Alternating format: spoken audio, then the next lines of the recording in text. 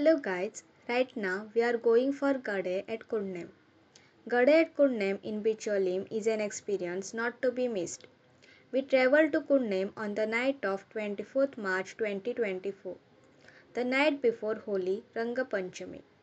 On a full moon night, at the stroke of midnight, the transformer of the village is switched off, except the temple light that remains for an hour. Everyone is asked to switch off mobile phone. No light whatsoever is allowed. Everyone sits on the ground along a designated path that's marked out for the gade. Soon thereafter, quite a few villagers carry a huge tree trunk, shape of a triangle. They erect this trunk amidst drum beats. Post that, a fire is lit at the foot of this trunk.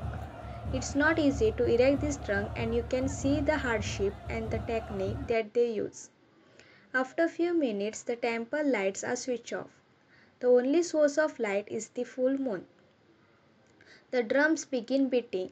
Naman prayers are being searched in a rhythmic note, and you observe a few white dhoti men congregate at the place. These are the gade. Their dance is a very peculiar to the Naman rhythm. After a few minutes, they sense a light of somewhere and run towards it. Amazing to know that the gade could spot the light that possibly they would not have been able to notice from the place they were dancing from. It is believed that Rakhandev shows them the torch. An interesting thing is that all people sitting near temple can see the torch. The gade ran towards the light shown by Rakhandev. This happens few times and then finally the gade ran out.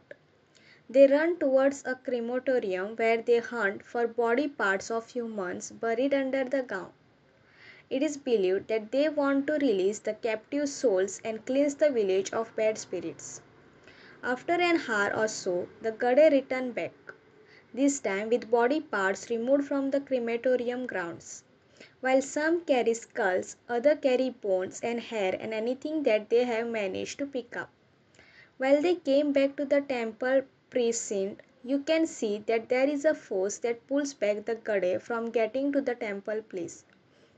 They say that the spirits are pulling the gade as they don't want to be released.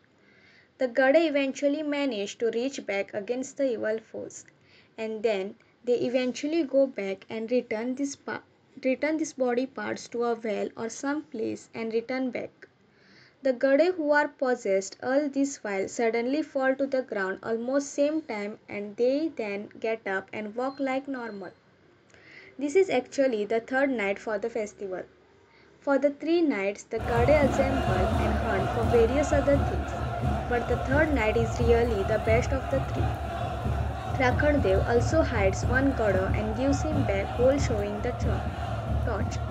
The gade is then brought back by the remaining gade who is stiff when he is brought. Upon bringing him back to the temple precinct, they give him some holy water and he springs back to the consciousness. You have to be seated by 11 p.m. or even before.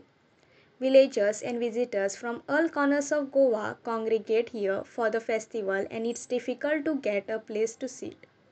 While the festival starts at 12 midnight, it gets over by 6 a.m. When the gade go to the crematorium about 3:45 a.m., that 1 hour you get to move around, or else you are seated throughout. Interesting that with so much of energy around, you hardly feel sleepy. It was indeed a mesmerizing experience.